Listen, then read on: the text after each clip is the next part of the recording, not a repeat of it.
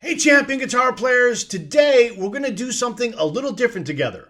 This is a play along guitar video. So that means you'll need your guitar because what we're going to do together is this. I'm going to play a bluesy pentatonic lick over a backing track, and then you play the same lick over the track right afterwards. So in other words, you and I are going to be trading licks. I play lick number one, then you play lick number one over the blues backing track. Then I'll play lick number two, then you play lick number two. You will see the tablature for each lick on the screen, and you'll also be able to watch me play each one before you try. Now, for best results, I suggest that you watch the whole video first, then watch it a second time with your guitar and play along. So remember, I play a lick, then you play the same lick. And after I'm done playing the lick, I'll do this, I'll point to you, and that's your cue of when to start playing your lick. All right, so grab your guitar, let's have some fun. All right, here we go.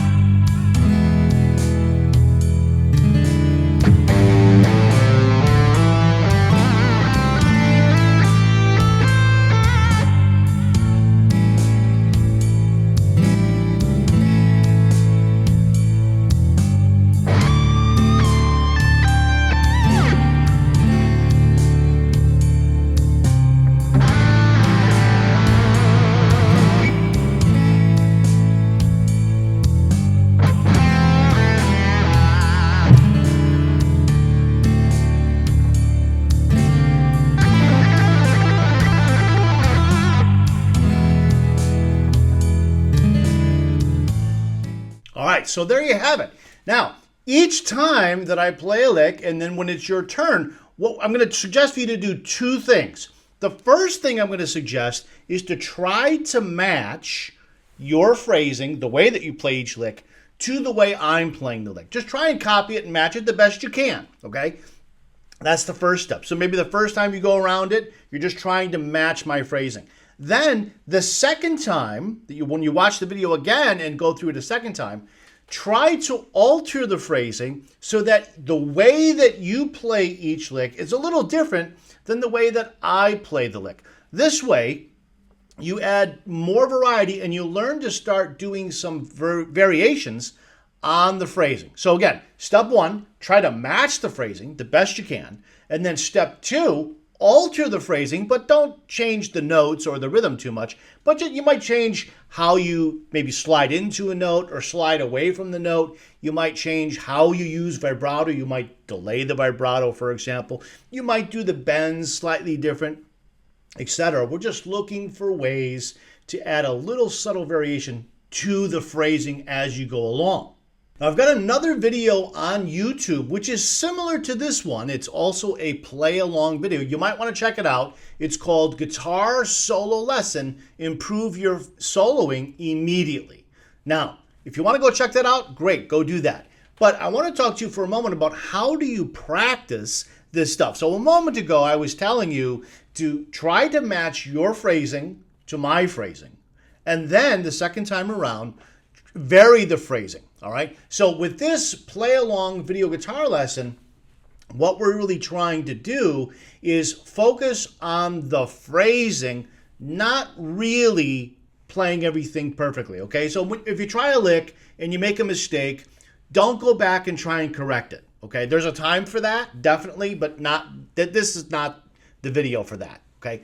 What we're really trying to do is just learn how to phrase these pentatonic blues licks better, okay? So don't worry about perfection. If you get some string noise or you miss a note, we don't really care about that for now. For this video, we really don't care.